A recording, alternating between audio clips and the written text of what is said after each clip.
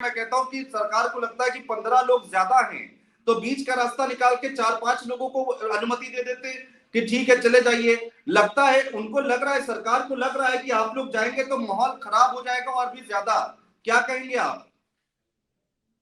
देखिए, इस तरह का कोई आज तक मतलब सरकार की तरफ से कोई ऐसा डेलीगेशन पे कंट्रोल वाली बात नहीं कही गई कि हम 5 लोग भेजें कि 15 लोग भेजें, और जो लोग भेजे जा रहे हैं वो कौन लोग हैं?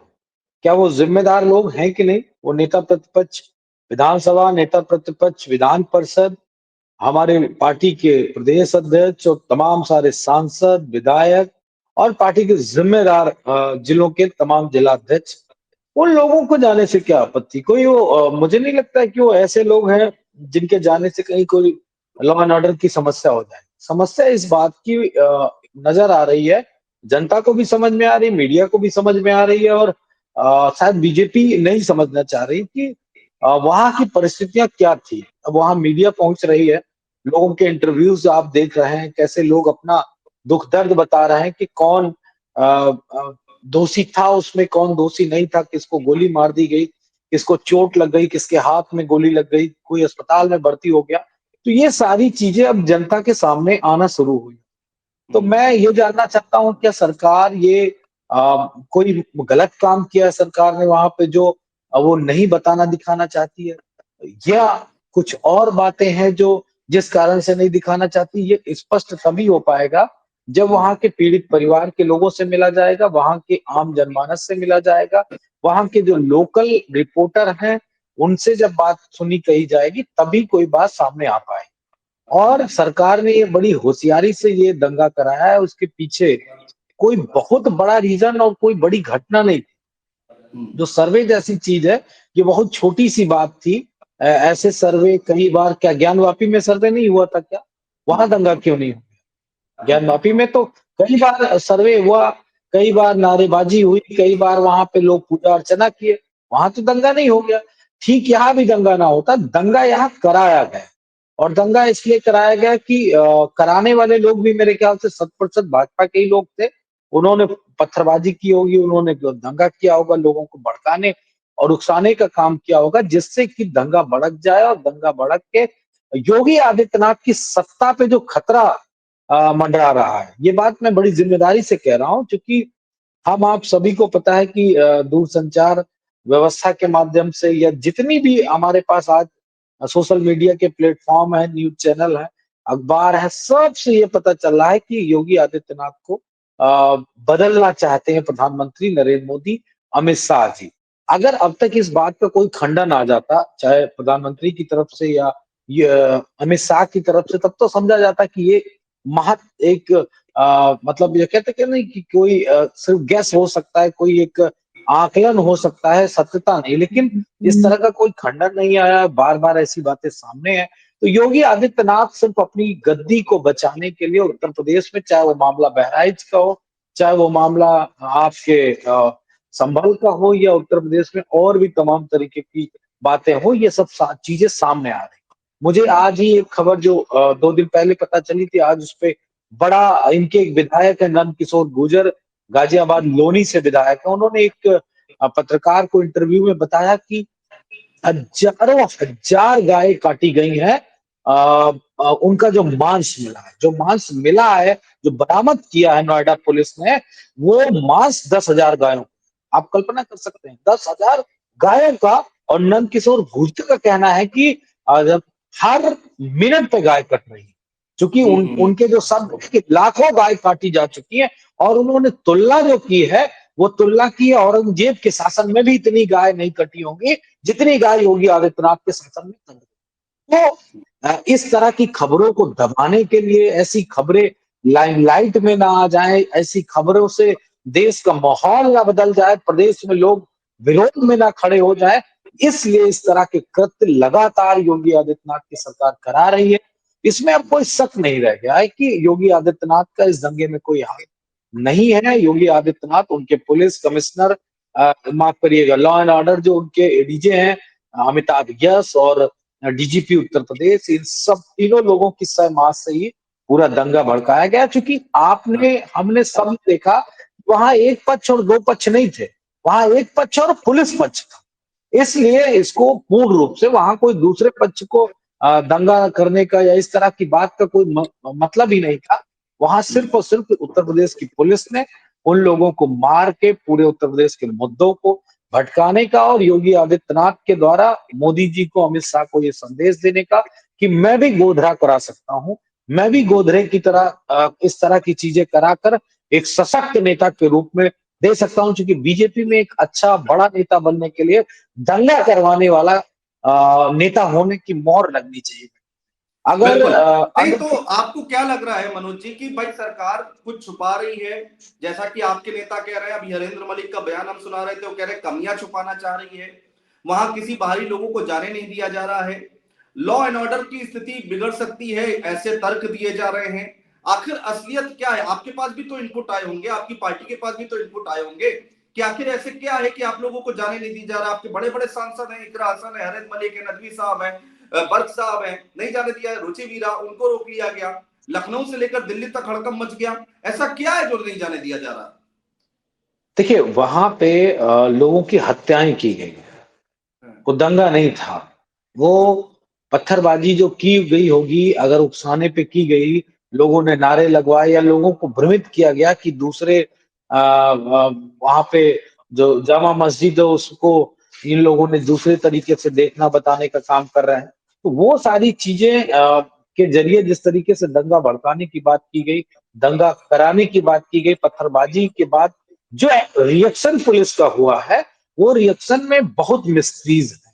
उसमें सरकार पुलिस के द्वारा कहा गया है कि उन्होंने टीयर के आंसू गोले और रबड़ की गोलियां चलाई, लेकिन वहां ऐसी ऐसी गोलियां चली हैं जहां पे मतलब दुकान के शटर में भी छेद हो गया। यानी कि लोहे का जो शटर होता है इतना मजबूत, उसमें भी छेद हुआ है, उससे भी गोली पार करके गई है। तो ये सारी चीजें जो स्पष्ट रूप से सामने आ रही है कि वहां की जनता बताएगी कि क्या मामला सही है क्या गलत है। और मैं तो एक बात जानना चाहता हूं कि आपने कोई आयोग न्यायिक आयोग बना दिया है, वो जांच करेगा संभल मामले की, इन सब बातों का कोई मतलब नहीं है। देखिए बहराइच में दंगा हुआ, जिसपे दंगा करने का, जिसपे किसी की छत पे चढ़ने का आरोप लगाया गया, जिसपे तमाम सारे उस तरह के मामला भी दर्ज किए गए, विधायक ने भी बीजेपी के मामले दर्ज कराए, उन लोगों से भी योगी आदित्यनाथ ने मिला है, उनके परिवार से मिला, उनके परिवार की मदद की है, लाखों रुपए दिया है, सरकारी योजनाएं उनको दी है। तो क्या ये जो 5 लोग मरे हैं, क्या उत्तर प्रदेश के नागरिक नहीं? क्या योगी आदित्यनाथ को कोई दायित्व नहीं बनता है? समाजवादी पार्टी ने ऐलान किया है कि उनके परिवार को समाजवादी पार्टी अपने फंड से 5-5 लाख रुपए देगी, क्योंकि कोई व्यक्ति अगर अपने परिवार का सदस्य खोता है, हो सकता है वही व्यक्ति उनके घर पर कमाने वाला हो। एक तो व्यक्ति उसमें ऐसा है जिसके 2-3 बच्चे भी हैं और उसके घर में कोई दूसरा व्यक्ति नहीं है कमाने वाला। तो अब क्या आप उस परिवार की मदद भी नहीं करने देना चाहते हैं? आप उस परिवार को बिल्कुल पिंजड़े में रख देना चाहते हैं? कितने दिन आप रखेंगे? नरेटिव तो बनेगा। आप हो सकता है बिल्कुल। सोशल मीडिया पे चर्चा ना हो, आप आज चर्चा कर रहे हैं, कल चर्चा ना हो, लेकिन आने वाले दिनों में ये बात तय है कि संभल के जो मामले हैं वो इस प्रदेश के राजनीतिक मामले में भी शामिल होंगे, सामाजिक मामले में भी शामिल होंगे, और इस पे सरकार को घेर के हम लोग सवाल पूछेंगे। और सरकार में जो लोग दोषी हैं उनको जेल जाना पड़ेगा, वो फिर चाहे डीएम हो, एसपी हो, कमिश्नर हो, कोई बख्शा नहीं जाएगा। ये बात योगी आदित्यनाथ, उनकी पुलिस, उनका प्रशासन कान खोल के सुन ले। आप आज अत्याचार कर सकते हो लेकिन अत्याचार से बच नहीं सकते हो, न्याय होकर रहेगा। क्या ये दंगे जो कहा जा रहा है कि प्रशासन की शह पर सरकार ने कराया है, समाजवादी पार्टी लगातार कह रही है, क्या मनोज यादव जी ये उत्तर प्रदेश भारतीय जनता पार्टी की शह पर हुआ या दिल्ली की भारतीय जनता पार्टी, केंद्र की भारतीय जनता पार्टी की शह पर हुआ? ये जरा क्लियर करें एक बार। देखिए मैं स्पष्ट प्रशांत जी किए दे रहा हूँ, ये किसी पार्टी की सह पे नहीं हो। मैंने 3 लोगों का नाम लिया है, स्पेशल नाम लिया, योगी आदित्यनाथ, अमिताभ यस, प्रशांत कुमार, डीजीपी उत्तर प्रदेश। इन 3 लोगों की सह पे जो वहां के डीएम थे, एसपी थे, और जो कमिश्नर है अंजनेय कुमार सिंह, जिनको आजकल पीसी करने का बड़ा शौक चढ़ा है, उनको पीसी और उनको सफाई देना, उनको डीएम को और एसपी को चुप करा दे के, भाई डीएम एसपी मौके पे था, वो बताएगा कि वहां का लॉ एंड ऑर्डर क्या था, वहां क्या परिस्थितियां थी, उनको चुप करा के अंजनेय कुमार सिंह कमिश्नर मुरादाबाद मंडल कुछ ज्यादा ही पीसी के लिए लालायित हो रहे हैं। या तो आने वाले समय में अगले विधायक के टिकट के तौर पे मैं उनको देख रहा हूं कि वो बीजेपी से चुनाव लड़ेंगे, क्योंकि इतनी निष्ठा के साथ कोई भी अधिकारी किसी सरकार के लिए काम नहीं कर सकता कि वो 2-4 अधिकारियों को काम खुद अपने ऊपर ले ले। ये प्रशांत कुमार को करनी चाहिए थी भाई, पुलिस की जवाबदेही के लिए प्रशांत कुमार जी को बोलना चाहिए था, वो नहीं बोले। अमिताभ यश नहीं बोले, कोई कैबिनेट का मंत्री नहीं बोला। कौन बोला? अंजनी कुमार सिंह। अंजनी कुमार सिंह जी इसीलिए बोल रहे हैं क्योंकि योगी आदित्यनाथ के इशारे पे ठीक वैसे ही नाचते हैं जैसे मदारी बंदरों को नचाते। ये शब्द मैं संवैधानिक रूप से एक मर्यादा में रहकर कह रहा हूं, क्योंकि उदाहरण देना पड़ेगा। बंदर मदारी ऐसे ऐसे डमरू बजा के नचाता है, बंदर वही करता है। साहब को सलाम करेगा तो वो सलाम करेगा, किसी को लाठी से मारेगा तो लाठी से मारेगा, किसी को पिस्तौल तान देगा तो वो पिस्तौल तान देगा। वही काम अंजनी कुमार सिंह मुरादाबाद के कमिश्नर करते हुए नजर। सरकार ने जो ये जानबूझ के हत्याएं करी हैं, इसकी मंशा कोई बहुत बड़ी नहीं थी इस तरह की। सिर्फ सत्ता बचाने के लिए, कुर्सी बचाने के लिए आप एक धर्म के लोगों को इस तरह कर दे रहे हो। मैं उदाहरण देता हूं, पूरन जोशी नाम का व्यक्ति उस गौ तस्कर के रूप में पकड़ा था। क्या योगी आदित्यनाथ के दिल में जो उनको खून खौलता है एकदम से, जब वो आग बबूला हो जाते हैं हिंदी पिक्चर के सिनेमा के जो स्मगलर होते हैं, जो बदमाश होते हैं, उनकी तरह वो जब बहुत गुस्से में आ जाते हैं सदन से लेके और सड़क तक, तो वो एक्शन लेते हैं। वो किसी को गोली से मरवा देते हैं, किसी के ऊपर बुलडोजर चलवा देते हैं, किसी को झोपड़ी में डाल के जलवा देते हैं। ये सब वो कर देते हैं। लेकिन क्या पूरन जोशी को पकड़ के इनकाउंटर करने की हिम्मत हुई योगी आदित्यनाथ की? क्या उत्तराखंड का इसलिए नहीं करेंगे उनका? एक चीज, हिंदू इसलिए नहीं करेंगे उसका इनकाउंटर, उसकी प्रॉपर्टीज पे बुलडोजर नहीं चलेगा इसलिए क्योंकि वो भाजपा का व्यक्ति गाल कटवा रहा था। तो ये जो नैरेटिव है कि एक जात, एक धर्म के लोगों को तो कुछ भी कर रहा है तो बचा लिया जाएगा, और बकौल बीजेपी के विधायक का ये वर्डिक्ट है कि समाजवादी पार्टी की सरकार में एक गाय कहीं कट गई थी, मैंने समाजवादी पार्टी की सरकार की चूर से चूर हिला दी थी, और मजाल है कि कहीं कोई दूसरी घटना सुनने को मिल गई। ये बात मैं नहीं कह रहा हूं, बीजेपी का विधायक है। मौजूदा सरकार बड़े से बड़ा केस हो जा रहा है, बड़े से बड़ी घटना घट जा रही है, योगी आदित्यनाथ पता नहीं किस बिल में छुप जाते हैं और उनकी कोई जवाबदेही नहीं। ऐसा लगता है कि आरएसएस ने उनको नफरत के जहरीले बोल बोलने के लिए मुख्यमंत्री बनाया। एक जहाज दे दिया है जेट वाला, उससे जाओ दुनिया देश में प्रचार करो और नफरत की भाषा बोलो, उत्तर प्रदेश के झूठ बोलो जाके। इसके लिए ही योगी आदित्यनाथ को मुख्यमंत्री बनाया गया। उत्तर प्रदेश के law and order, Uttar Pradesh की कानून व्यवस्था का बदहाल होना, इन सब चीज से कोई योगी आदित्यनाथ का सरोकार नहीं है। फिरोजाबाद की मैं घटना देख रहा था अभी, एक पत्रकार ने उसको ट्वीट किया है कि एक सुनार अपनी दुकान पे हाथ जोड़ के बैठा है और एक व्यक्ति उसको पिस्तौल तान के बैठा है, कह रहा है कि मुझे 50,000 रुपए दो, मुझे सख्त जरूरत, अगर नहीं दोगे तो मैं गोली मार, और मैं बड़ी मजबूरी में ये लूट कर रहा हूं। आप इस बात को अगर परिभाषित करेंगे तो ये पाएंगे कि समाज में लोग चोर बनने के लिए विवश हो रहे हैं, डकैती डालने के लिए लोग विवश हो रहे हैं, और लोग असलाह उठा के उससे कह रहे हैं कि मुझे 50,000 रुपए दो, मेरी बड़ी मजबूरी है, अगर नहीं दोगे तो मैं गोली मारूंगा। इसका मतलब हमारे समाज में नौजवानों के पास काम नहीं है, हमारे नौजवानों के पास बेरोजगारी है, उनकी समस्याएं हैं, और सरकार इन सब से अपने आप को अलग हटा के दिखाना बताना चाहती है। फिर वो चाहे मुद्दा छात्रों का हो, नौजवानों का हो, महिलाओं का हो। और महिलाओं का भी मुझे याद आ रहा है, किसी बुंदेलखंड की घटना, एक नर्स को सामूहिक रेप किया गया, एक नर्स का, वो अपने हॉस्पिटल जा रही थी। तो ये जो घटनाएं उत्तर प्रदेश में घटित हो रही है, ये पुलिस कहाँ है, ये पुलिस क्या कर रही है, और विपक्ष के नेताओं को रोकने के लिए पुलिस किस तरह आतुर है कि चप्पे चप्पे पे पुलिस खड़ी है। तो इससे स्पष्ट हो जाता है कि योगी आदित्यनाथ की सरकार फेल हो गई है। वो सिर्फ ध्यान भटकाने के लिए, अपनी चीजों को ध्यान आकर्षित कराने के लिए कि नहीं हम विपक्ष को तबाह कर देंगे, हम मुसलमानों को बर्बाद कर देंगे, हम इन सबको नस्तो नाबूद कर देंगे, इस तरह का नैरेटिव सेट करके कुछ लोगों के दिल दिमाग में सरकार की खिलाफत नहीं पनपने देना चाहिए। जो संभल में देखने को मिला वो तस्वीर आखिरी समय पर हम लोगों ने उत्तर प्रदेश में कब देखी। पुलिस वाले खुलेआम गोलियां चला रहे हैं। मुझे तो याद नहीं आता है कि मैंने अपने करियर में इस तरह की कोई तस्वीर देखी हो। आप लोगों को कोई घटना याद हो तो जरूर बताइएगा मनोज जी, कि इस तरह की कोई घटना अगर याद हो कि पुलिस वाले और सामने कौन है, आम जनता है। भाई बड़े बड़े अपराधियों को आप पकड़ते हैं और रात के अंधेरे में निशाना लगाकर टांग पर गोली मार देते हैं, वो ठीक है। और यहाँ आम जनता के सामने आप पिस्टल निकालकर खुलेआम फायरिंग कर रहे हैं। ये तो बड़ा अजीब सा मामला है मनोज जी। मैं एक बड़ी उदाहरण देना चाहता हूं जिससे आप सब लोगों को स्पष्ट क्लियर हो। हाँ, ये सरकार ने सबसे ज्यादा इस बात को कोट किया कि जम्मू कश्मीर में पत्थरबाजी होती है। जम्मू कश्मीर में जो लॉ एंड ऑर्डर है वो वहां पे आर्मी डिप्लॉयमेंट करती है और बॉर्डर फोर्सेस डिप्लॉयमेंट करती है और वहां पे बहुत सख्त तरीके से कार्रवाइयां होती है। लेकिन आपने नहीं देखा होगा कि इंडियन आर्मी ने या बॉर्डर फोर्सेस ने कभी उन पत्थरबाजों पे गोलियां चलाई। उनका सवाल जवाब किया, उनको टीयर गैस और इन सारी चीजों को छोड़ के, क्योंकि वहां भी ये मान के ही काम किया जाता है कि ठीक है, ये बहके हुए लोग हो सकते हैं, ये हो सकता है कोई टेरर फंडिंग के माध्यम से इन लोगों को बहकाया गया हो, तो वहां भी गोलियां नहीं चलती।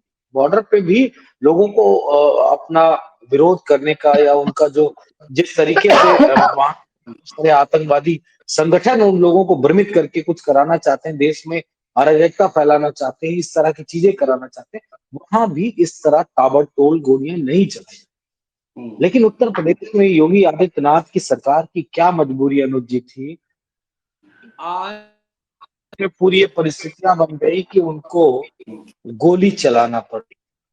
उत्तर प्रदेश का लॉ नहीं कर पाएंगे। ये मैं बड़ी जिम्मेदारी के माध्यम से आपके चैनल से बताना चाहता हूं, आपके चैनल के माध्यम से प्रदेश और देश को बताना चाहता हूं कि योगी आदित्यनाथ के पास सिर्फ एक ही तरीका है कि वो गोली चलाकर उत्तर प्रदेश में लॉ एंड ऑर्डर सही करना चाहते हैं। उन्हें किसी पीस कमेटी की आवश्यकता नहीं है, उन्हें किसी विपक्ष के नेता की अपील की आवश्यकता नहीं है।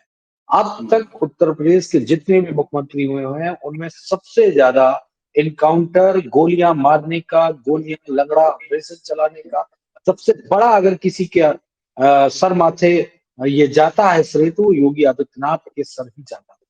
तो योगी आदित्यनाथ का पूरा जो नैरेटिव है, पूरी जो सोच वो आपराधिक प्रवृत्ति की सोच है, वो गोली चला के लॉ एंड ऑर्डर सही करना चाहते हैं। इस मामले में मैं बार बार इस बात को कहूंगा कि ये कोई भी किसी तरह का कोई ऐसा मामला नहीं था। पुलिस चाहती तो एक पक्ष जो नारेबाजी कर रहा था उस पक्ष को वहां से हटाया जा सकता था। अगर पुलिस उन नारेबाजों को डांट डपट के भगा देती तो मैं दावे से कह रहा हूँ वहां किसी तरीके की पत्थरबाजी जैसी घटना सामने ना आती। लेकिन चूंकि दंगा कराना था, लोगों को मारना था और अंदर खाने तो एक मैसेज चल रहा हूं, मैं ये बड़ी जिम्मेदारी से आपको बात कर रहा हूँ, आपने कहीं पढ़ा नहीं होगा। ये कहा जा रहा होगा कि हमने देखिए 5 मुसलमानों को मार दिया और मार के हमने यह एहसास करा दिया कि अगर योगी आदित्यनाथ की सरकार है तो हिंदू बिल्कुल सेफ है, मुसलमानों को तो बिना गुनाह के भी गोलियों से जमी दोज कर दिया जाएगा, उनकी हत्या कर दी जाएगी और उनके शरीर से गोलियां भी नहीं निकाली जाएंगी। पोस्टमार्टम रिपोर्ट में यह लिख दिया जाएगा कि साहब ये तो कट्टे की बंदूक से गोली चली। क्या हम आप ऐसा सोच सकते हैं कि अगर सारी बातें सरकार की मान लें कि वो लोग दंगा कर रहे थे, पुलिस पे पत्थर फेंक रहे थे, गोली चला रहे थे, अगर सब मान लो तो कौन सा वो संगठन होगा, कौन से वो धर्म के लोग होंगे कि अपने ही 5 लोगों को कत्ते से गोली मार देंगे? क्यों मार देंगे? सरकार का जो आरोप है, जो पुलिस का आरोप है, जो वो अंजने कुमार सिंह आने वाले पता नहीं हारे हुए विधायक बनेंगे कि जीते हुए विधायक बनेंगे, क्या बनेंगे, ये उनका कहना है कि वहां तो आपस में गोली चली, आपस में गोली मारी गई। तो जो ये अंधेर गर्दी दिखाई जा रही है मौजूदा सत्ता के बाद, मुझे नहीं लगता है कि शायद उत्तर प्रदेश के इतिहास में इस तरह कभी हुआ होगा। मैंने एक पोस्ट ट्वीट की थी चैनल पे, सम्मानित चैनल पे, एक पूर्व डीजीपी राय साहब ने जब कहा कि ये सरकार ने करा, क्योंकि जो परिस्थितियां नजर आ रही हैं, जो परिदृश्य नजर आ रहा है, वो दंगे जैसा नहीं है, वो सरकार की मंशा जैसा है। तो बीजेपी के प्रवक्ता ने उनको कितनी बुरी तरीके से डांटने का प्रयास किया, उनको आवाज उनकी दबाने का प्रयास किया, और चैनल की भी हिम्मत नहीं रही। वैसे उस चैनल का नियम है कि वो अगर कोई बीच में बोलता है, इंटरप्ट करता है, तो उसकी आवाज म्यूट कर देता है, लेकिन चैनल की इतनी हिम्मत नहीं हुई। मैं बड़ी जिम्मेदारी से कह रहा हूं, वो चैनल सुन ले कि सरकार का प्रवक्ता बोलने लगा, तो उनकी हैसियत नहीं हुई कि उसकी आवाज को म्यूट कर दें या डपट के भगा दें कि तुम हमारे गेस्ट के साथ इस तरह बदतमीजी से कैसे बात कर सकते हो। अमूमन मोदी मीडिया की तमाम सारे एंकर और एंकराएं अक्सर विपक्ष के प्रवक्ताओं को भाग जाने का, हटा देने का, डपट देने का, उनपे चढ़ के तांडव करने जैसे शब्दों का प्रयोग करती है। ये मैंने अपने कानों से सुना है, आंखों से देखा है। वो अलग बात कि मुझसे कभी इस तरह कोई प्रवक्ता, कोई एंकर नहीं कह पाया, लेकिन सोचिए कि एक पूर्व डीजीपी को कैसा डराने का काम किया। तो ये सारी चीजें सरकार के पूरे सोर्सेस जो थे उनका इस्तेमाल करके ये सारी चीजें की गई है, और इसके बहुत सारे निहितार्थ निकाले जा सकते हैं। मैं इतना दो एक बातें मैंने कहीं, कुर्सी बचाने के लिए, मुसलमानों को दबाने के लिए, हिंदुओं को जगाने के लिए, एक रहोगे तो सेफ रहोगे, हटोगे तो कटोगे, उन सब बातों को बेहतर तरीके से समाज में समझाने के लिए ये सारी घटनाएं कराई गई हैं। इसका मुख्य दोषी अगर कोई है, तो उस व्यक्ति का नाम है उत्तर प्रदेश के मुख्यमंत्री योगी आदित्यनाथ जी, जिनके खिलाफ मुकदमा लिखा जाना चाहिए। अमिताभ यश के खिलाफ मुकदमा लिखा जाना चाहिए, और डीजीपी उत्तर प्रदेश के खिलाफ और अंजनी कुमार के खिलाफ मुकदमा लिखा जाना चाहिए। अगर इन पे कार्रवाई नहीं होगी, तो मैं बड़ी जिम्मेदारी से कह रहा हूं कि उत्तर प्रदेश के आने वाले 2 सालों में ऐसी घटनाएं लगातार होंगी, क्योंकि ये सत्ता के लोभी हैं। सत्ता के माध्यम से इस देश के गरीब, किसान, मजदूर, नौजवान, पिछड़ा, दलित, अल्पसंख्यक, अगड़ों में भी जो पिछड़ गया, उन सब के हक अधिकार छीन कर कुछ लोगों को देना चाहते हैं। यही इस सरकार की मंशा है, जो समय समय पे उजागर होती रहती है।